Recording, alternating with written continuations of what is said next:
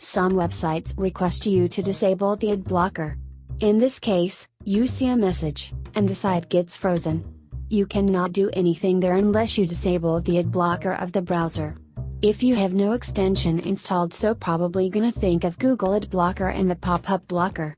And making them disabled, the site still shows the same message. So what exactly is the case here? Of course, Chrome will not help in this because you have something that blocks the ads. Like here, an extension is blocking the ad in a similar way you have to see in your case.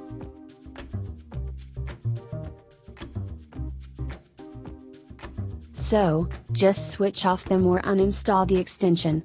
And visit the site again.